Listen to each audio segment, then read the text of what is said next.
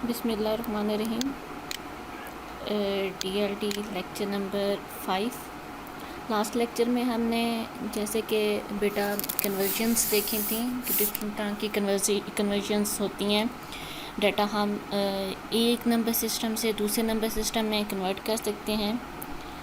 Last lecture में हमने further ये भी देखा था कि हम किस तरह से डेसिमल नंबर को, यानी ऐसा नंबर जिसकी बेस क्या है 10, उसे हम कन्वर्ट कर सकते हैं ऑक्टल में। उसके लिए हमने कुछ स्टेप्स पढ़े थे। अब उन्हीं स्टेप्स को आपने माइंड में रखते हुए आज का लेक्चर आपने सुनना है। आज के लेक्चर में हम क्या करेंगे, कन्वर्जन करेंगे। और ये कन्वर्जन हम कहाँ से करेंगे, डेसिमल और किस में करेंगे, हेक्साडेसिमल में। हेक्साडेसिमल नंबर कौन से होते हैं, ऐसे जिसकी बेस क्या होती है 16 और जिसमें कितने नंबर्स होते हैं, टोटल 16 नंबर होते हैं। कौन कौन से होते हैं, 0 to 9 और फिर उसके बाद A to F, ये हेक्साडेसिमल के नंबर होते हैं। अच्छा, नंबर हमें किस में गिवन होगा, डेसिमल में, और हमने उसे कन्वर्ट किस में करना होगा, हेक्साडेसिमल में। सेम वही स्टेप हैं जो हम ऑक्टल को ऑक्टल में कन्वर्ट करते वक्त यूज़ करते थे। सेम सारे स्टेप इसमें वही स्टेप्स हैं, बस वहाँ पे हम 8 को यूज़ करते थे। जहाँ जहाँ 8 यूज़ होता था वहाँ वहाँ हम 16 इसमें यूज़ करेंगे। और 16 क्यों यूज़ करेंगे, क्योंकि अब हम किस सिस्टम में कन्वर्जन करना चाह रहे हैं, हेक्साडेसिमल में, जिसकी बेस क्या है 16। और 16 के अंदर कन्वर्ट करने के लिए हम स्टेप्स में 16 को यूज़ करेंगे। यहाँ पे मैंने स्टेप्स बताए हैं। जब भी आपको कोई नंबर दिया जाएगा कि आपने उसे डेसिमल में कन्वर्ट करना है, तो उसे डेसिमल में कन्वर्ट करने के लिए आप सबसे पहले उस नंबर को लिखेंगे, फिर उस नंबर को आप डिवाइड करेंगे 16 के साथ। 16 पे डिवाइड करने से आपके पास दो वैल्यूज़ आएंगी। एक वैल्यू हमारे पास रिमाइंडर की वैल्यू होगी और एक आपके पास कोएफिशिएंट होगा, यानी वो वैल्यू हमारे पास जो हमारे डिवीज़न का आंसर है। जो डिवाइड करने पे हमारे पास वैल्यू आएगी वो डिवीज़न का आंसर, और जो एंड पे बच जाएगा, जो डिविजिबल नहीं होगा, वो रिमाइंडर की वैल्यू। ये दो वैल्यूज़ हमारे पास आएंगी। अच्छा, अब हमने क्या करना है, जो हमारे पास रिमाइंडर की वैल्यू होगी उसे हमने पहले तो कन्वर्ट करना है हेक्साडेसिमल में। हेक्साडेसिमल में किस तरह से, जो मैं आपको फर्दर आके एक्सप्लेन भी कर दूँगी। और दूसरा जो हमारे पास दूसरी वैल्यू होगी, जो कि है कोएफिशिएंट की वैल्यू, जो हमारे पास डिवीज़न की वैल्यू है, उस पे हम दोबारा से कौन सा स्टेप रिपीट करेंगे, यही वाला। उसे हम दोबारा से 16 के साथ डिवाइड करेंगे, तो फिर से वही दो वैल्यूज़ आएंगी, एक रिमाइंडर की और एक डिवीज़न के आंसर की। डिवीज़न के आंसर को दोबारा से हम डिवाइड करेंगे और इस तरह से हमने इन स्टेप्स को रिपीट करते रहना है। कब तक, जब तक हमारे पास डिवीज़न वाली वैल्यू लेस देन 16 नहीं हो जाती। फॉर एग्जांपल हमारे पास एंड पे 15 बच जाता है या एंड पे 7 बच जाता है, तो हम वहाँ पे हम अपने डिवीज़न के प्रोसेस को स्टॉप कर देंगे। स्टॉप करने के बाद हम क्या करेंगे, जो हमारे पास रिमाइंडर्स हर स्टेप पे बचते रहे हैं, उन रिमाइंडर्स को हम रिवर्स ऑर्डर में, यानी बॉटम टू टॉप, उन वैल्यूज़ को हम नोट कर लेंगे। और वही वैल्यू हमारे पास क्या होंगी, वो वैल्यूज़ हमारे पास हेक्साडेसिमल में कन्वर्ट हो चुकी हैं।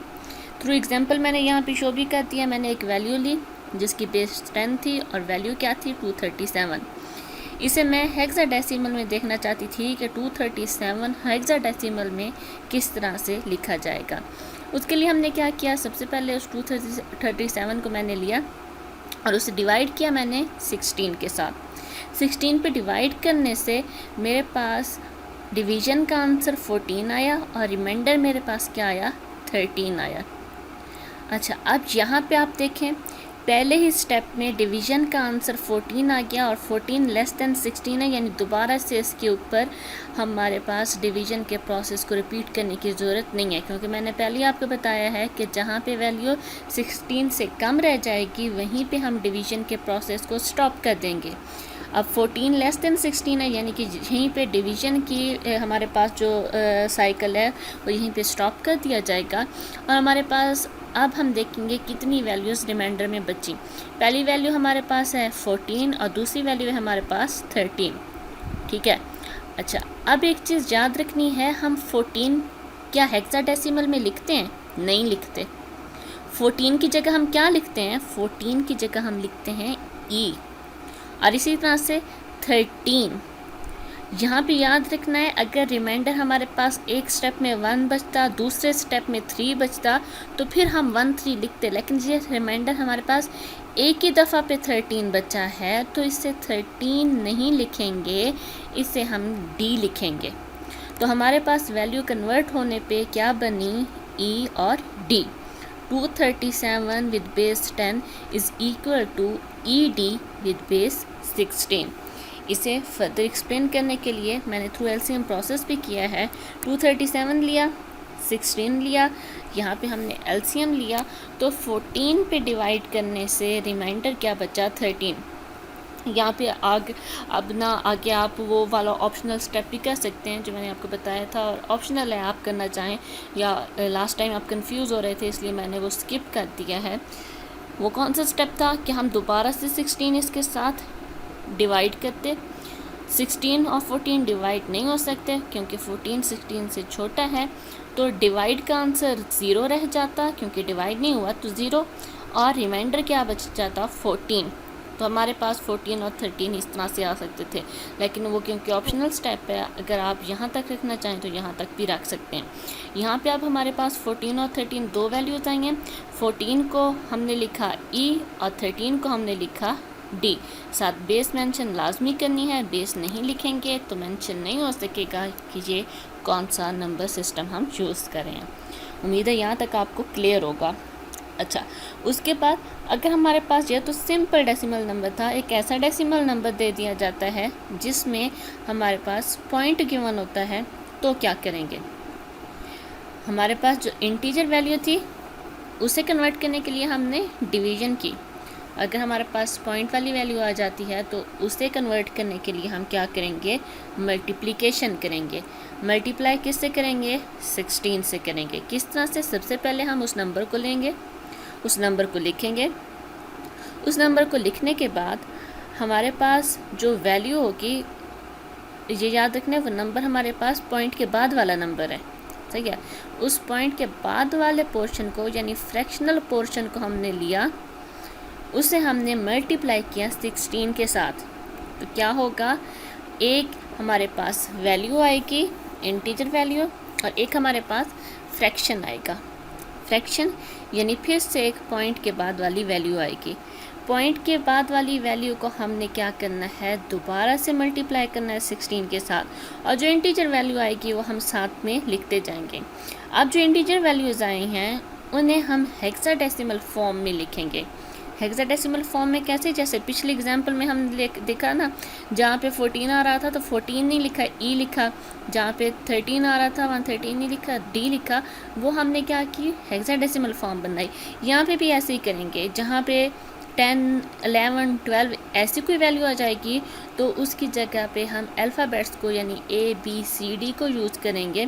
अदरवाइज़ हमारे पास अगर 0 से 9 के दरमियान में वैल्यू आती है तो वो वैल्यू हमारे पास एज इट इज़ आ जाएगी, क्योंकि 0 से 9 हमारे पास डेसिमल और हेक्साडेसिमल वैल्यूज सेम ही रहती हैं, 9 के बाद चेंजिंग शुरू होती हैं।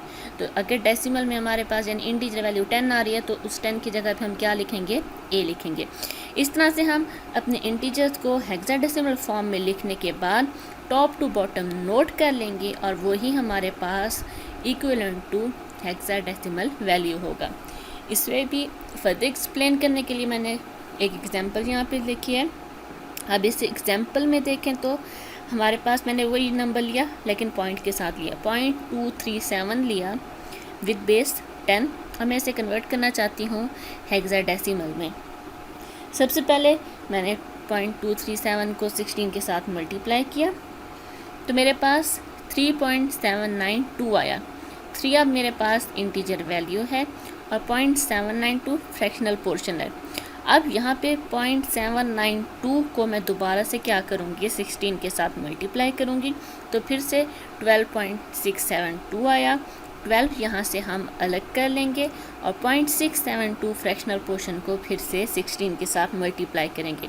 मैक्सिमम 3 टाइम्स आपने इस प्रोसेस को करना है ताकि आपकी पॉइंट के बाद मैक्सिमम 3 वैल्यूज़ एटलीस्ट बननी चाहिए, 3 से कम नहीं होनी चाहिए। तो अब हमारे पास यहाँ पे देखें फर्स्ट टाइम हमारे पास वैल्यू क्या आई थी 3। अब हमारे पास वैल्यू 3 हेक्साडेसिमल में भी इक्वल टू 3 होती है, तो ये हम 3 ही यूज़ करेंगे। फिर हमारे पास वैल्यू आई थी 12। क्या हम 12 हेक्साडेसिमल में लिखते हैं? नहीं लिखते। 12 की जगह हम क्या लिखते हैं? C लिखते हैं। तो यहाँ पे हमने C को यूज़ कर लेना है। फिर हमारे पास 10.752 बना था, तो ये जो 10 है, इस 10 की जगह हम क्या लिखेंगे? A लिखेंगे। अब हमने अपने टॉप टू बॉटम ऑर्डर को फॉलो करना है, तो बनेगा 3, C और A। यहाँ पे हमारे पास पॉइंट यूज़ हुआ है, तो आंसर में भी हम पॉइंट को यूज़ करेंगे। पॉइंट लगा के टॉप टू बॉटम जाएं तो 3CA ये हमारे पास कन्वर्ट हो गई है वैल्यू किस फॉर्म में? हेक्साडेसिमल फॉर्म में। अच्छा, अब हमने देख लिया कि हम सिंपल डेसिमल को कैसे कन्वर्ट करते हैं और फ्रैक्शनल पोर्शन को कैसे कन्वर्ट करते हैं।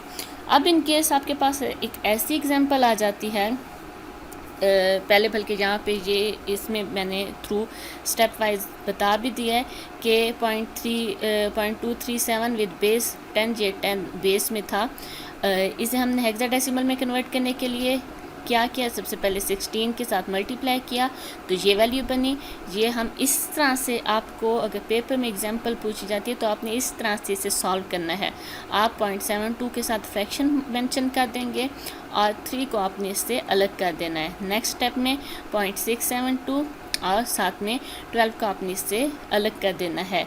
फिर इसी तरह से 0.752 और 10 को आपने इससे अलग कर देना है। ये 3CA हमारे पास वैल्यू बनी हेक्साडेसिमल में। अब इसी रिलेटेड मैंने एक और एग्जांपल ली है।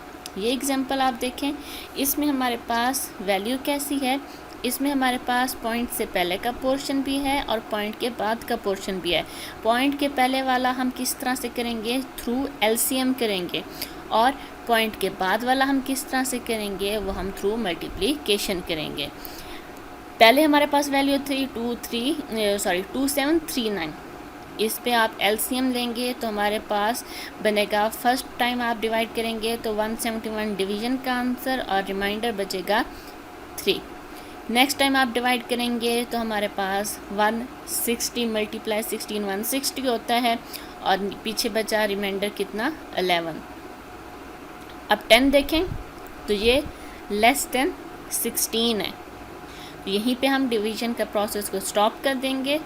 10 की जगह हमने क्या लिखना है? 10 नहीं लिखना, A लिखना है। 11 की जगह क्या लिखेंगे? B लिखेंगे और 3, यानी पॉइंट के पहले वाला पोर्शन क्या बना? AB 3। फिर लगाएंगे पॉइंट। अब पॉइंट के बाद वाले पोर्शन को कैसे सॉल्व करना है? इसे हमने थ्रू मल्टीप्लिकेशन, पहले स्टेप में हमने 0.436 मल्टीप्लाई 16 किया, तो हमारे पास वैल्यू बनी 6.96। अब ये 6 वैल्यू हमने यहाँ पे अलग कर दी। 6 हमारे पास डेसिमल वैल्यू है, इसका हेक्साडेसिमल भी इक्वल टू 6 ही होगा, और 0.96 फ्रैक्शनल पोर्शन था, उसे फिर से हमने मल्टीप्लाई किया तो 15.36। 0.36 फ्रैक्शनल पोर्शन है, और 15 को अलग कर लें।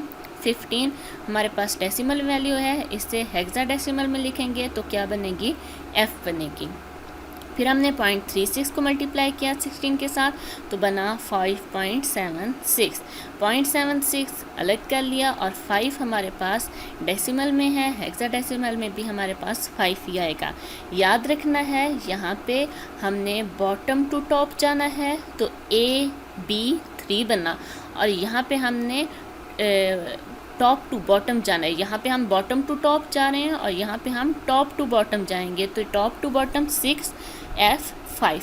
ये दो वैल्यूज़ हमारे पास, इन्हें हम लिखेंगे पॉइंट के बाद वाली और पॉइंट से पहले वाली दरमियान में।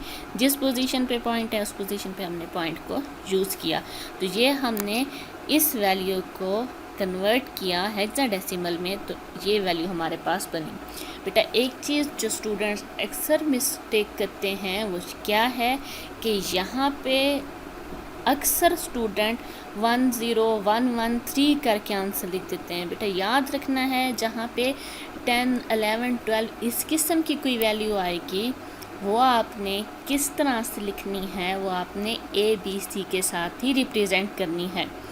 और जहाँ पे आपके पास वैल्यू लेस देन 10 आएगी यानी 0 to 9 आएगी तो वो वैल्यूज़ आपने एज इट इज़ लिखनी है। ये पॉइंट आपने अपने माइंड में लाजमी रखना है। क्लियर है यहाँ तक?